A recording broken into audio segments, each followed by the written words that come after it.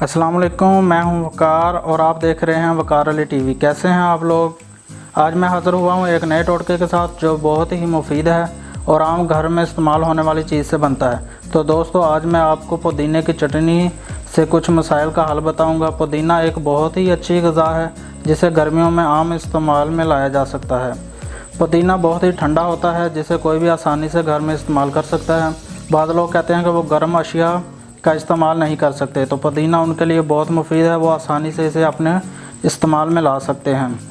आज मैं आपको बताऊंगा पुदीने की चटनी से मैदा की तेज़ाबियत, मैदे का अफार, मैदे में अल्सर, मैदे में गर्मी और मैदे के तमाम अमराज का इलाज।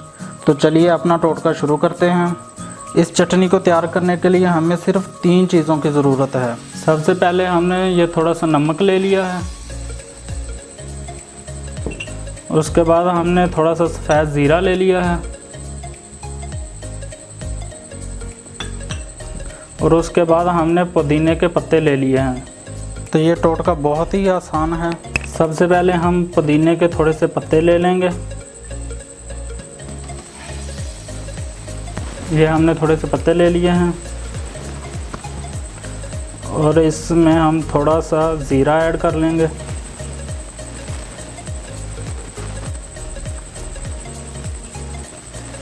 और इसमें हस्बे जायका नमक।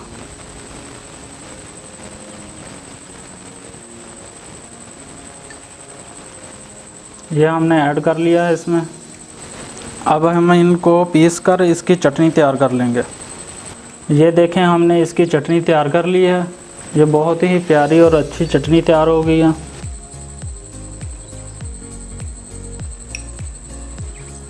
अब चटनी को इस्तेमाल करने का तरीका यह है कि हम इसमें थोड़ी सी चटनी ऐड करेंगे।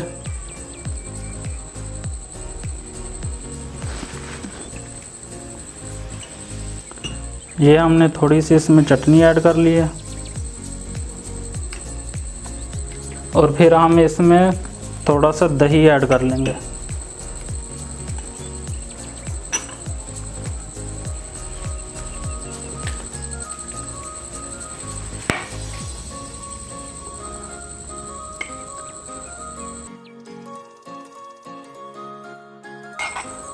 ये हमने इसमें थोड़ा सा दही ऐड करके इसकी चटनी तैयार कर ली है।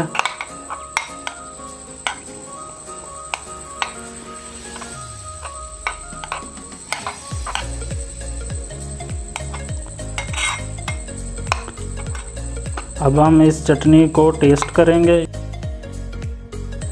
वाह, बहुत टेस्टी चटनी तैयार हुई है हमारी।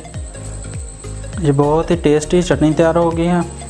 अब इसे बड़े और बच्चे दोनों इस्तेमाल कर सकते हैं। इसका इस्तेमाल करने का तरीका यह है कि आप सुबह, दोपहर और शाम तीनों औकात में खाने के साथ इसे इस्तेमाल कर सकते हैं। एक हफ़्ता इसे इस्तेमाल करके देखें कि आपको वाज़ह फ़र्क नज़र आएगा। मैदे की गैस के इस्तेमाल के लिए, मैदे के तमाम अमराज के लिए हम इसे इस्तेमाल कर सकते हैं और ये बहुत ही टेस्टी तैयार हुई है। मैं उम्मीद करता हूँ कि आपको मेरी ये वीडियो बहुत ही पसंद आई होगी। अगर आपने मेरे चैनल को अभी तक सब्सक्राइब नहीं किया तो सबसे पहले मेरे चैनल को सब्सक्राइब करें और साथ लगे बेल आइकन को दबाएं ताकि मेरी नई से नई आने वाली वीडियो फ़ौरन आप तक पहुँच सकें। एक नई वीडियो के साथ हाज़िर होऊंगा, तब तक के लिए मुझे दीजिए इजाज़त। अल्लाह हाफ़िज़।